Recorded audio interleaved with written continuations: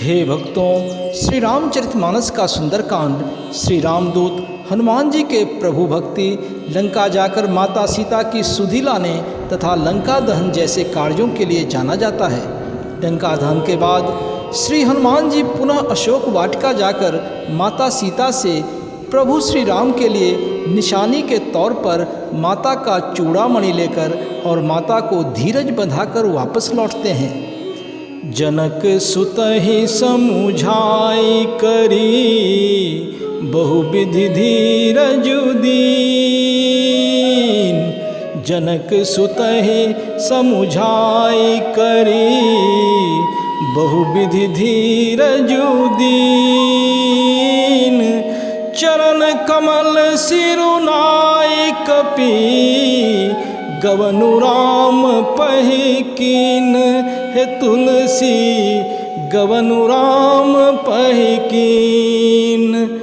गोस्वामी तुलसीदास जी कहते हैं कि लंका में श्री रामदूत का फर्ज निभाने के बाद हनुमान जी सीता माता से विदा लेकर और उनके चरण कमल में सिर नवाकर प्रभु श्री राम के पास वापस लौटते हैं। चलत महाधुनि गरजसि भारी, गर्भ स्रवहि सुनि निश्चर नारी। नाघि सिंधु एहि पारहि आवा, शब्द किली किला कपिन सुनावा। हर से सब बिलो की हनुमाना, नूतन जन्म कपिन तब जाना। मुख प्रसन्न तन तेज विराजा, किन श्री राम चंद्र कर काजा। गोस्वामी जी कहते हैं कि चलते समय हनुमान जी ने महाध्वनि से भारी गर्जना किया, जिसे सुनकर राक्षसों की स्त्रियों के गर्भ गिरने लगे।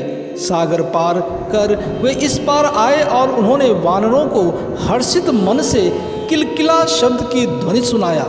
हनुमान जी को सामने देखकर सब हर्षित हो गए और तब जाकर वानरों को ऐसा लगा कि उनका नया जन्म हुआ है।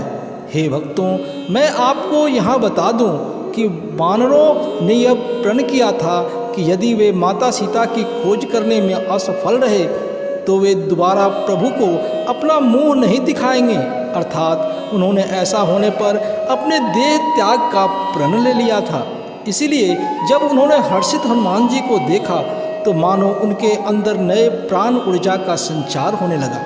हे हनुमान जी, आप और आपके वानर भालू टोली की प्रभु भक्ति देख मन गदगद हो गया। आगे गोस्वामी जी कहते हैं कि हनुमान जी का मुख प्रसन्न है और शरीर में तेज विराजमान है। अतः वानरों ने समझ लिया कि निश्चय ही वे श्री रामचंद्र जी का कार्य करके आए हैं। मिले सकल अति भय सुखारी, तलफत मीन पाव जिमी बारी। चले हरसी रघुनायक पासा, पूछत कहत नवल इतिहासा। तब मधुबन भीतर सब आए, अंगद सम्मत मधुफल खाए।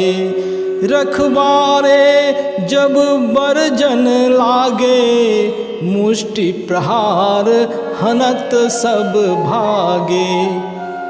फिर गोस्वामी जी कहते हैं कि सब हनुमान जी से मिले और बहुत ही खुश हुए, मानो तड़पती हुई मछली को जल मिल गया हो। सब हर्षित होकर नए नए वृतांत कहते और पूछते हुए श्री रघुनाथ जी के पास चले। उसके बाद सभी मधुवन के भीतर आए और अंगद के सम्मति से सबने मधुर फल खाए। जब रखवालों ने शोर मचाया तो घूंसों से मारकर सबको भगा दिया।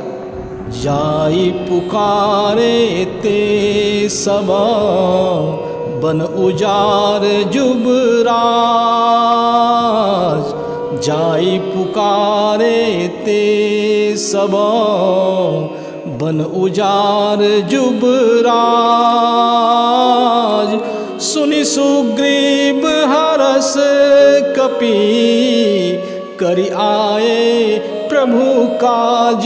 हे तुलसी करि आए प्रभु काज। गोस्वामी जी आगे कहते हैं कि अंगद के नेतृत्व वाले वानर भालुओं की घूसा खाने के बाद सब भागकर सुग्रीव को पुकारते हुए आए यह बताने के लिए कि युवराज अंगद वन उजाड़ रहे हैं। तो यह सुनकर सुग्रीव यह समझकर हर्षित हो उठे कि वानर प्रभु का कार्य कर आए हैं। जो न होती सीता सुधि पाई, मधुबन के फल सकहि की काई। एहि विधि मन विचार कर राजा, आई गए कपि सहित समाजा। आई सबन नावा पद सीसा, मिले वो सबन अति प्रेम कपीसा। पूछी कुशल कुशल पद देखी, राम कृपा भा काजु बिसेखी। फिर गोस्वामी तुलसीदास जी कहते हैं कि सुग्रीव के मन में कई प्रश्न उठने लगे। वह सोचने लगा कि यदि सीता जी की खबर न पाई होती तो क्या वे मधुबन के फल खा सकते थे। बस राजा सुग्रीव मन में यही सोच ही रहे थे कि पूरे दल बल के साथ वानरों का समूह आ पहुंचा। सबने आकर सुग्रीव के चरणों में सिर नवाया। कपिराज सुग्रीव सभी से बड़े प्रेम के साथ मिले। उन्होंने कुशल पूछी। तब वानरों ने उत्तर दिया कि आपके चरणों के दर्शन से सब कुशल है। श्री राम जी की कृपा से कार्य विशेष में सफलता प्राप्त हुई है। नाथ काज किन्हु हनुमाना, राखे सकल कपिन के प्राणा। सुनि सुग्रीव बहुरी तेहि मिलेऊ, कपिन सहित रघुपति पहि चलेऊ। राम कपिन जब आवत देखा, किए काजु मन हरस बिसेखा। फटिक शिला बैठे दो भाई, परे सकल कपि चरणनि जाई। गोस्वामी जी कहते हैं कि वानरों ने सुग्रीव से कहा कि हे नाथ, हनुमान जी ने सब कार्य किया और इस प्रकार सब वानरों के प्राण बचा लिए। यह सुनकर सुग्रीव हनुमान जी से मिले और फिर वानरों सहित श्री रघुनाथ जी के पास चले। श्री राम जी जब वानरों को हर्षित मुद्रा में आते हुए देखा तो वे अति हर्षित हुए। दोनों भाई स्फटिक शिला पर बैठे थे कि सब वानर जाकर उनके चरणों में गिर पड़े। प्रीति सहित सब भेंटे, रघुपति करुणा पुंज। प्रीति सहित सब भेंटे, रघुपति करुणा पुंज। पूछी कुशल नाथ अब, कुशल देखी पद कंज। हे तुलसी कुशल देखी पद कंज। फिर गोस्वामी जी कहते हैं कि दया के सागर प्रभु श्री राम सबसे प्रेम पूर्वक गले लगकर मिले और कुशल पूछी। वानरों ने कहा कि हे नाथ, आपके चरण कमल के दर्शन पाने से अब सब कुशल है। जामवंत कह सुनु रघुराया, जा पर नाथ करहु तुम दाया। ताहि सदा शुभ कुशल निरंतर, सुर नर मुनि प्रसन्नताऊ पर, सोई विजयी विनयी गुण सागर, तासु सुजसु त्रैलोक उजागर। प्रभु की कृपा भयउ सब काजा, जन्म हमार सुफल भाजू। गोस्वामी जी आगे कहते हैं कि वानरों से कुशलादि होने के बाद जामवंत ने कहा, हे रघुनाथ जी सुनिए, हे नाथ, जिस पर आप दया करते हैं उसकी सदा ही कल्याण होता है एवं कुशलता रहती है। देवता, मनुष्य और मुनि सभी उस पर प्रसन्न रहते हैं। जिस पर आपकी कृपा हो वही विजयी है, वही विनयी है और वही गुणों का समुद्र बन जाता है। उसी का सुंदर यश तीनों लोकों में प्रकाशित होता है।